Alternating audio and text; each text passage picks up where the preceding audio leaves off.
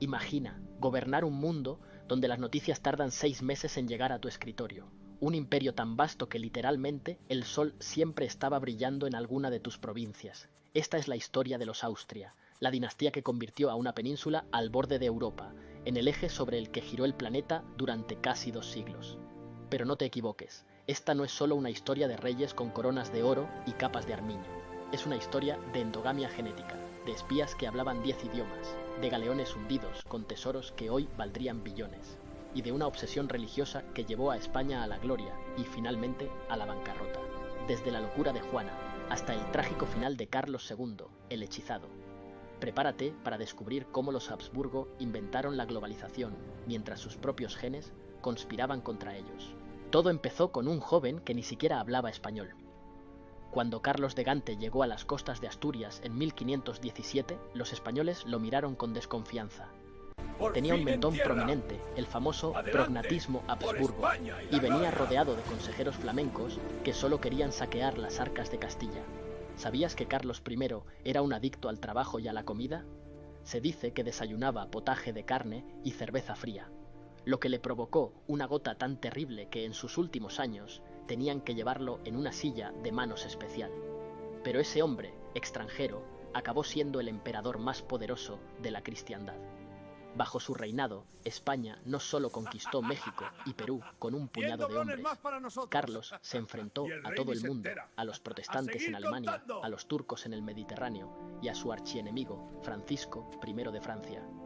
Carlos inventó el concepto de rey viajero. En una época donde viajar era jugarse la vida, él cruzó Europa de punta a punta docenas de veces para mantener unido un puzzle de reinos imposible. Fue el primer CEO de una multinacional llamada Imperio Español. Si Carlos era el guerrero, su hijo, Felipe II, fue el burócrata. Felipe no quería estar en el campo de batalla, quería estar en su despacho de El Escorial, rodeado de papeles. Fue el primer rey que gobernó el mundo mediante post-its de la época, los famosos billetes o notas al margen que escribía sin descanso. Felipe II mandó construir el monasterio de El Escorial, no solo como tumba para su padre, sino como un centro de poder esotérico.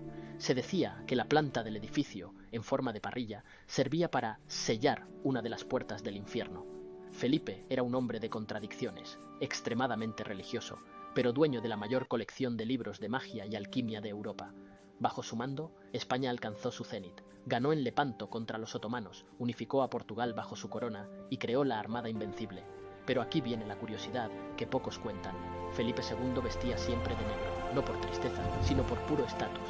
El tinte negro, ala de cuervo, era el más caro del mundo, obtenido de un árbol de América. Vestir de negro era la forma más sutil y arrogante de decir: soy tan rico que no necesito llevar joyas para que sepas quién manda. Tras la muerte de Felipe II, el imperio empezó a notar el peso de su propia grandeza. Entramos en la era de los Austrias menores, Felipe III, Felipe IV y Carlos II. Aquí el poder ya no estaba en el rey, sino en sus amigos, los validos. Felipe III fue el rey de la fiesta, gastó fortunas en celebraciones mientras la economía se hundía. Luego llegó Felipe IV, el rey planeta, un adicto al teatro y a las mujeres. Se dice que tuvo más de 30 hijos ilegítimos, pero también fue el mayor mecenas de la historia. Sin él, hoy no tendríamos a Velázquez. Velázquez no solo pintaba a la familia real, era el curador de imagen de la monarquía.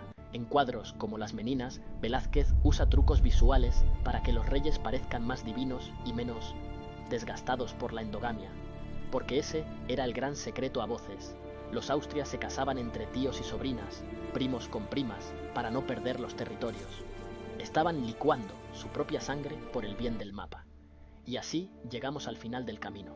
Carlos II, el hombre que nació de una cadena de matrimonios consanguíneos tan extrema que su coeficiente de consanguinidad era mayor que el de 2 hermanos. Carlos era el símbolo vivo de un imperio que se desmoronaba. Se creía que Carlos estaba hechizado, le hicieron exorcismos, le daban de comer pócimas extrañas y dormía rodeado de reliquias de santos para ver si podía tener un heredero, pero la realidad era científica, no mágica, su genética estaba agotada. A pesar de su imagen débil, Carlos II no fue el desastre que nos han contado.